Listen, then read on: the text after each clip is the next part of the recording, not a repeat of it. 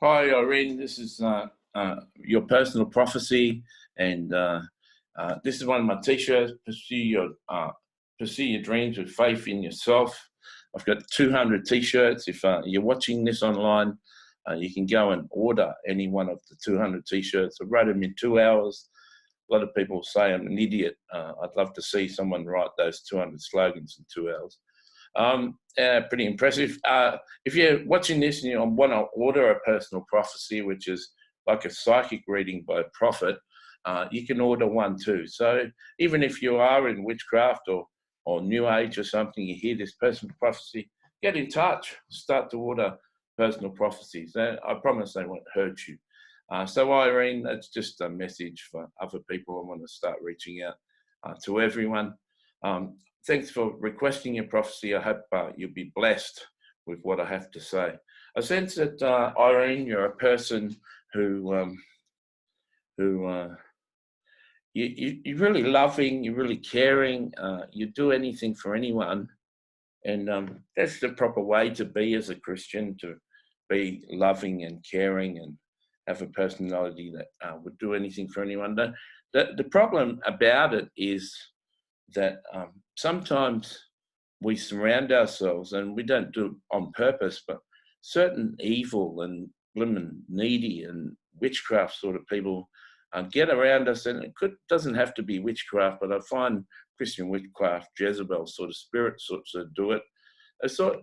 People sort of surround you and start sucking off you, and they're so needy, they need this and they need that and they need this, and I say such things as, I'm your best friend, I'll always be there for you, I'll always be supporting you, and no matter how bad you are, I'll always be your friend. And so some people with evil spirits, and I think this is really important for you, Irene, some people with evil spirits, you meet them, Christian evil spirits, you meet them and they sort of um, they sort of have this conversation with you, and they're sort of trying to sort out who's more powerful. They they meet you and they ask you a whole lot of questions, and you get this sense that they're sizing you up. Who's got the more power? And if they work out that you have, well, then they'll become this person underneath you, and they'll start become your best friend, and they'll do this, and you're so awesome, and then they'll start becoming needy, and so they still start controlling you from underneath. Now, if they work out that you're less powerful, then they'll start be your friend and then start telling you what to do. And I say this because I think you have two people in your life, and they might be very close. Could be a relative or someone who's your best friend. I sense that there's two people in your life that are doing this in your life. And just did another prophecy that was very similar to this, that in order to progress, up a flight of stairs, you got to take your foot off that one to get it up here. And so there's this cough. I always seem to get this cough when I'm saying something powerful. And so don't worry about that. So if I ever say something in this prophecy that's really powerful, don't worry about my cough. It's just Satan confirming that I'm on the right track. So I sense that there's at least a couple of people in your life that you need to let go of, that in order to get to the next step. And this is very similar to the last prophecy. So I sense you've been asking for some sort of breakthrough or some sort of promotion, some sort of powerful a thing. It just could be something, an idea, a breakthrough, a new idea. You're sort of sensing something that you want.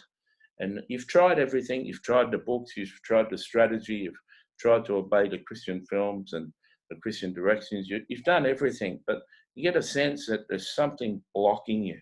There's something blocking the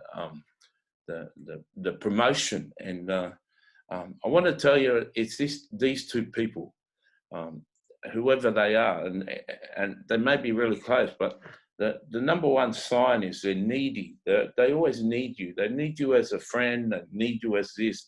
always need you. I've got a friend called Mary Gibson who's my best friend, but whenever I bring up with problems and stuff, she'll listen, but it's more about her children, her brother, her brother's dog, her sickness, anything. It's all about her. And I'm ringing up with a problem and she doesn't want to listen. So these are the sort of people that they're in your life, but when it comes to working out who's your friend, these sort of people that they're saying they're your friend and they're saying that they're your best friend, but when it comes down to it, it's always getting what they want. They're always getting what they want. It's never about you. So if you sit down and have a conversation with them, about 10 minutes of the conversation is about you and your problems. But even when you say your problems and you and your problems, it's as though they don't even hear it. You say it, and then they sort of start on their problems and what they want. And you sort of been wondering about these two people. Do they really care about me, or do they just want to feed off me? They just want to take my energy. They just want to take my power. And I know that sounds like a witchcraft term, but I've sort of got witchcraft on my mind at the moment. Something's taken over my mind. I don't know what's happened, but it's sort of, they're in a position that they're so important to you, and they're so beautiful. Like my brother, he's such a nice guy, but I'm getting sort of signs to let my brother go, and he's so important. My mother, since she was in heaven, she said, make sure you stay in touch with your brother. And I really believe she's in heaven. I really believe she talked to me. It sounds like she was wrong for some reason. I don't know why she was wrong, but I'm sensing, I think I'll get rid of my brother. Even if he rings me, I think I'll ignore it. And it's hard. And I've got another friend called Mary, a really good friend, and I'm thinking of letting her go. And I've got another friend that I meet in the flesh, and he's a prophet, and I'm thinking maybe of letting him go. And so it's hard. Who's in your life that's needing? Who's in your life that's always taking? Who's in your life who's really special and says, I'll always be there for you. I'm always your best friend. I'm sensing the key to the promotion is letting those two people go. And I know it's hard. You didn't write to me and request a prophecy. You want to hear good things. You want to hear a blessing. You certainly don't want to write to me and hear about a hard decision. Sorry, I was looking at my computer and not my camera. So you certainly don't want to write to me and hear about this and hear about this hard decision. And if you ever want to talk to me in the future, feel that you don't have to write a prophecy. Just reach out to the Christian God and say, Matthew,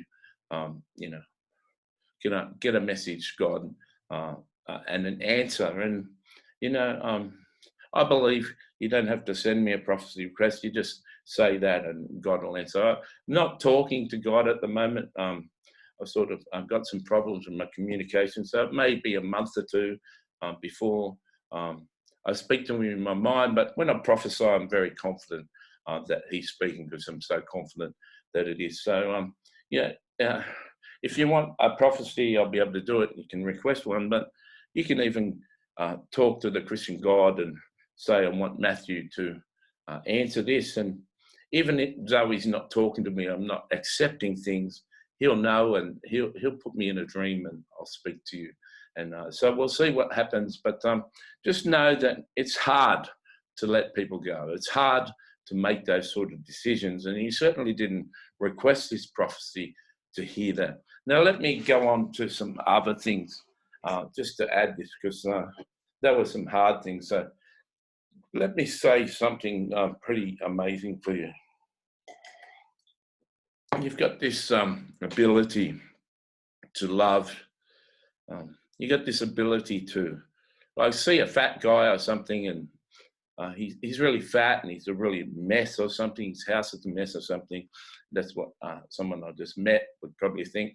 But you've got this ability to see someone who's such a mess and yet sees heart, sees ability. And whether that's a guy or a woman or a person, you're able to see what's bad and see past it. So someone could be a really angry guy. You don't want to provoke him, or you'll get hit. And he could have a reputation of being really violent and abusive, and if he doesn't get his own way. And yet, when you're with him, even if you provoke him, he's still beautiful. So you can't always depend on reputations, but you got such a beautiful heart that you just don't judge. You just love people, and even if you're getting the wrong message from other people, you trust your instinct and you trust your heart.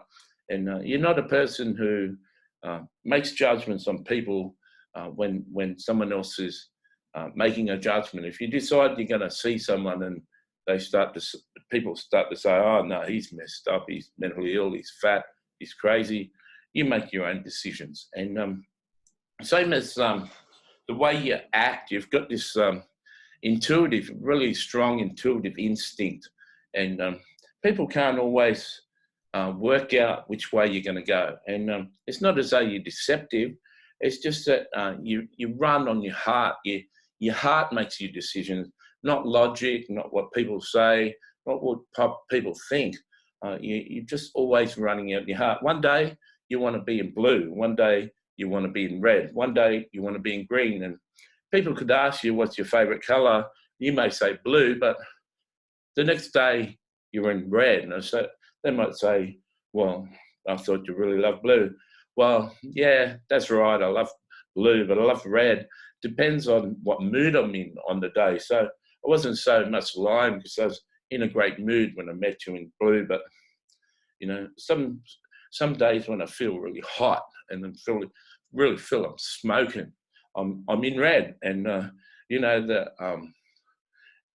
there's a song called Lady in Red, and it's about an escort. And a girlfriend of mine that was an escort sang that song when she danced with me and we started dating. But so I'm always after, the lady in red. But you know what I mean? That you sort of, you don't lie, but you're really moving in your intuition and you make intuitive decisions. And if the person said, have you got 3 favorite colors? You'd say, yeah, blue, red and green, depending on my mood. But if someone says, what's your favorite color and you're in blue, you'll say blue. And so, if people are specific with the questions, you're specific with your answers. But there's like this hidden part of you. Not that you're lying or not. It's just you really move really well with how you move. And you're unpredictable, but, some of the best people are, being normal and being what people call normal is pretty boring, and even to yourself. And so I hope you're encouraged that you're a real blessing to the world and you're really beautiful. And no matter what they say or what people say, you're extraordinary. And, I hope that this blesses you. And Jesus really wants you to know that you are extraordinary. And, if you're in my room and you could see my room, you'd see the angels here. You'd even see Jesus in the seat over here, standing next to the seat. And he's in blue, and his favorite color is blue. And if you're in here, you'd see it. If I turn my camera around, you'd be able to see it. But if you're sitting over here in the seat, he'd be in white, and he's got a blue sash. And you say, well, that's Jesus. That's amazing. I've never seen Jesus before. What would he be doing next to me? And we all feel that way, if we actually think we're not a good person and we meet Jesus, we think, well, that's pretty amazing. It'd be the same as if you're at my place and you met Mary Magdalene. You'd say, what's she doing? She's one of my best friends. So sometimes we don't think we're good. Sometimes we don't think we're acceptable. People are saying all sorts of bad things about us or about our decisions or whatever. And you just got to know that you're loved. And the Jesus that I know loves you and you're extraordinary. I hope you're blessed by this and can give me some feedback. God bless.